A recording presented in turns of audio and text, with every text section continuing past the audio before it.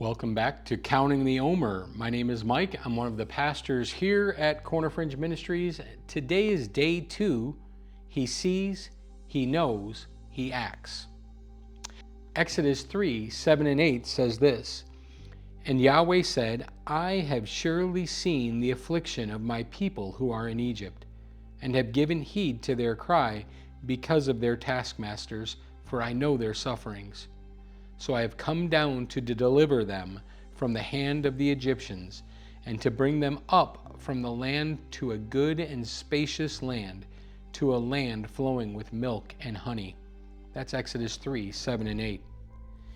Before Israel ever called out, Yahweh had already seen. The Hebrew word for know, yada, in verse 7, conveys more than awareness.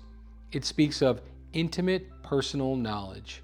He wasn't simply observing from afar, he was entering into their pain, remembering his covenant, and acting with intention.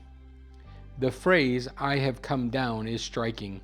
It mirrors earlier moments in Scripture when God descended to intervene in human history. This isn't the move of a distant deity. This is the posture of a father who draws near when his children are hurting. But notice what God says first. I have seen.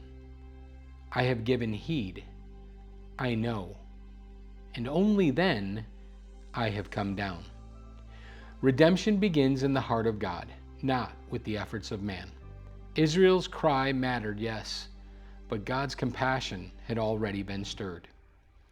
In seasons of struggle, we often ask, does God see me? Does he care?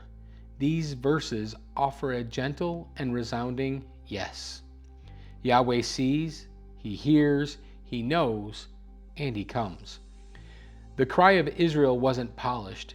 It was probably filled with groans, questions, and despair.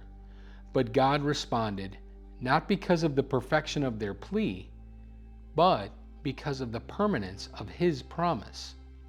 His covenant with Abraham had not been forgotten, even after centuries of silence. Many of us live with silent pain, bondage we've learned to tolerate. Maybe it's fear, addiction, rejection, or bitterness, and we wonder if God still notices. Let this passage remind you, before your cry, he saw. Before your prayer, he moved. Redemption doesn't begin with us. It begins with him. He doesn't wait for us to clean ourselves up. He meets us in the dirt and leads us out with mercy. So today's question, what area of your life feels hidden or unheard?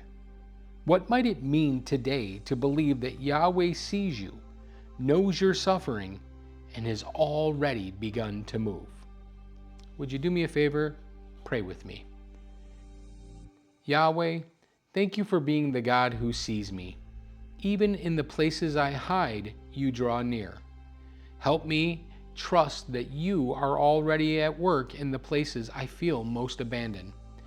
Give me eyes to see your mercy, even when my situation hasn't changed. I hope that today's Counting the Omer, day 2, was a blessing to you, and that you'll join me again tomorrow. Shalom.